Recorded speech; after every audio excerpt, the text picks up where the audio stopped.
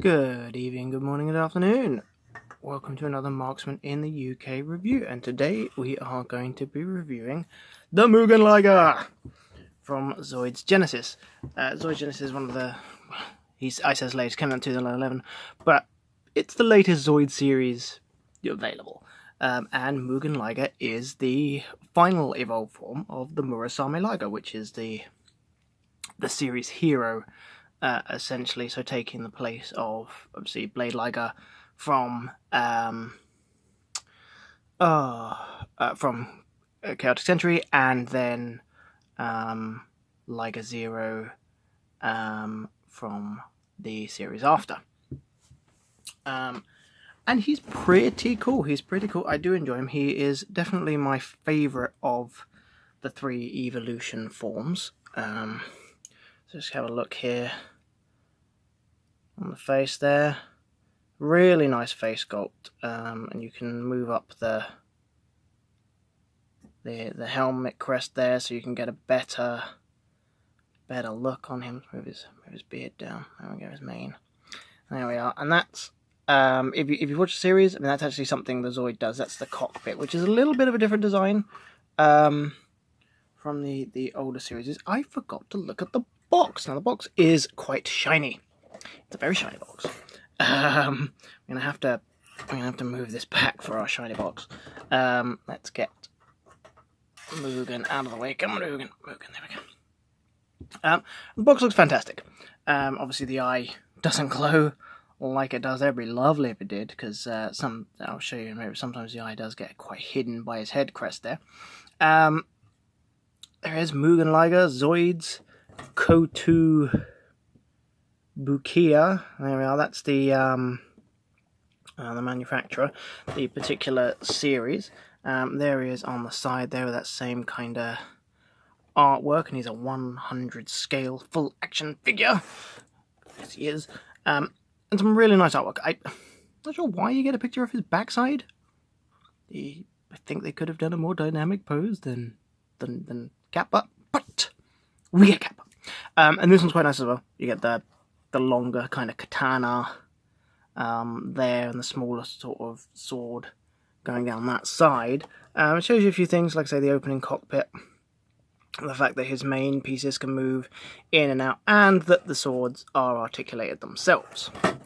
And there's another big picture. Normally my boxes go in the loft for later packaging, but I would really love to keep this one out because it's just fantastic, and the silver is lovely.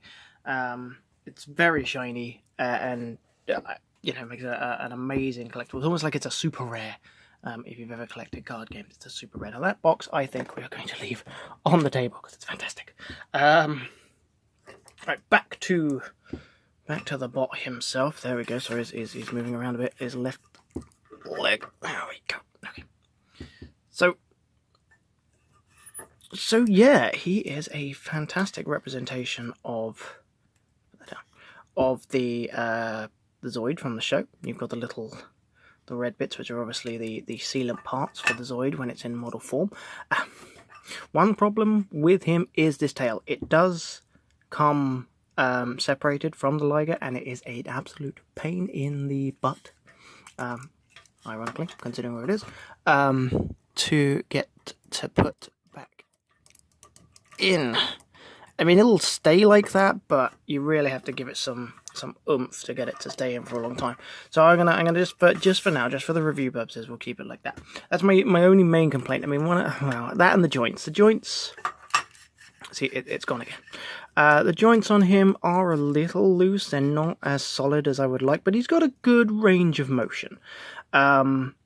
Very similar to the robot spirits. I think you could probably get this kitty cat into any position that you can think the actual Zoid could have got into. Same articulation for the legs. You can put them all the way around if you should want to. They don't. Yeah, that's about all the knee bend you're going to get. But you do have more articulation here as well, and articulation at the claw. So you've got a lot of different things you can do with the legs. Nothing in the center. For the Murasame Liger, this bit obviously does rotate so you can get the swords, but since the swords are on these hinge bits, you don't get any movement from that central disc there. His jaws can open and close.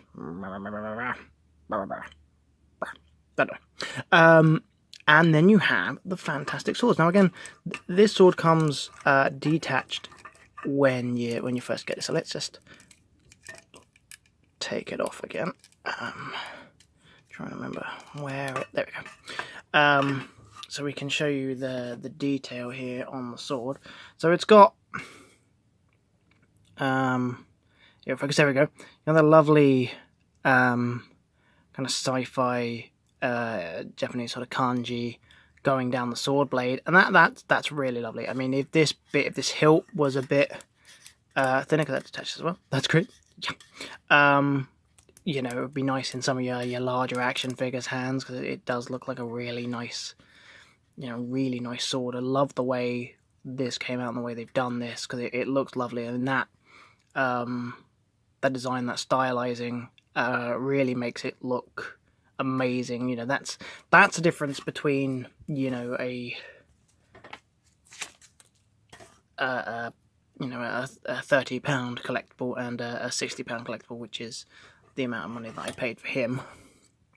So that just goes on there. As you can see on the bottom there, it has a shaped hole for the shaped peg, so make sure you get that in. And unlike the tail, that holds really solid. That's not going to come off. The other sword is similar to the larger one, a little bit thinner, a little bit different writing on the sword there. Let me see if I can get that to focus on this one for you.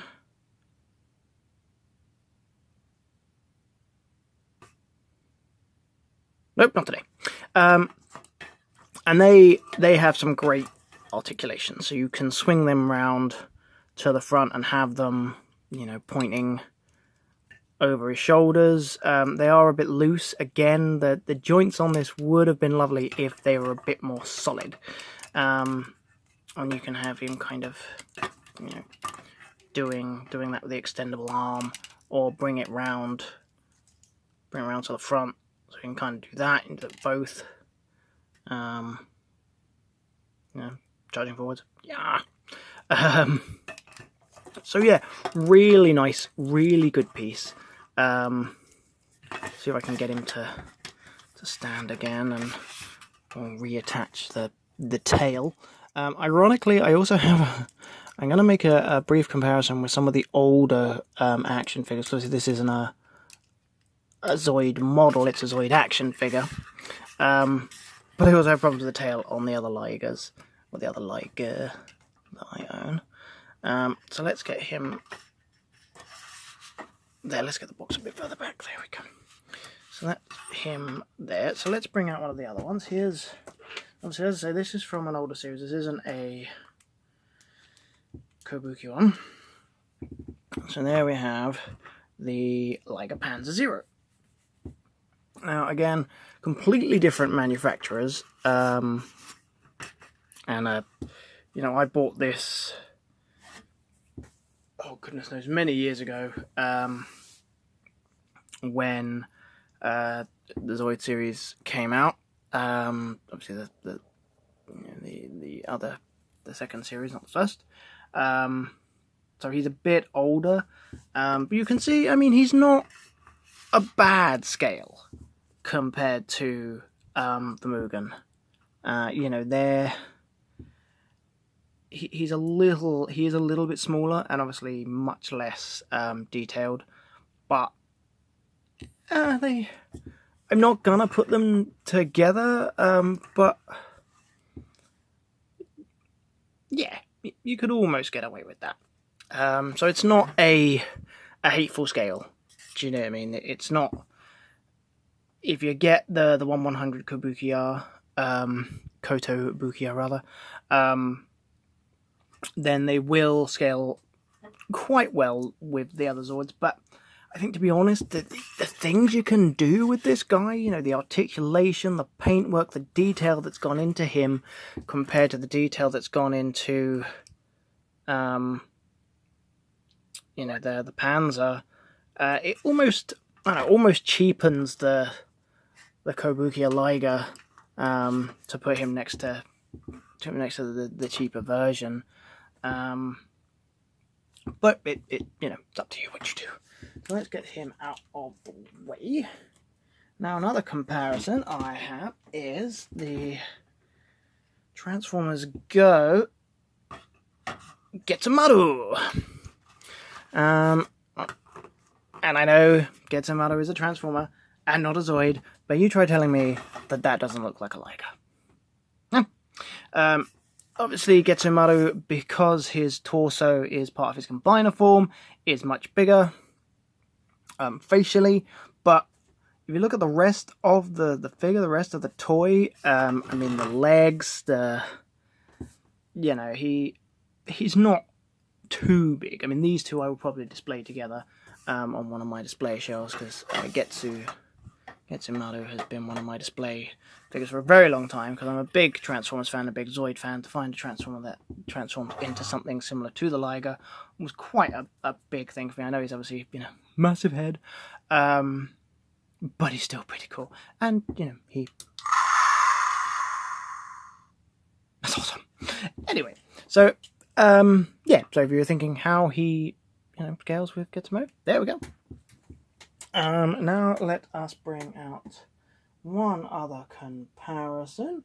Let's the more recent. There he is with a Robot Spirits Gundam. There he is with Barbatos.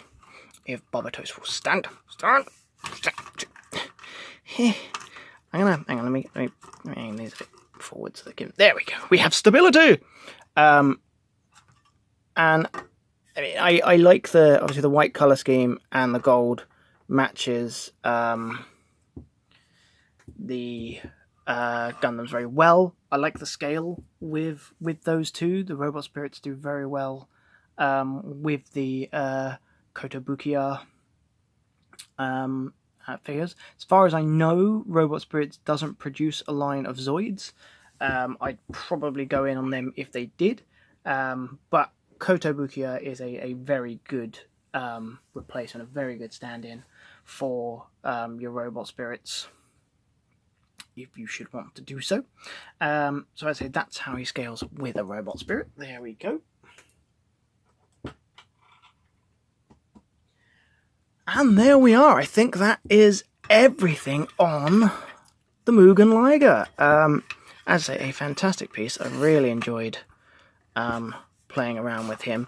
I got him from a website called RC Jazz, which has a UK website but is Hong Kong based. But it only cost me about £6 postage and packaging, and it was here within about 3 or 4 days. So I mean, that is fantastic. I do love ordering things from places like Hong Kong, because it does come so quickly compared to other kind of Asian sort of retailers. And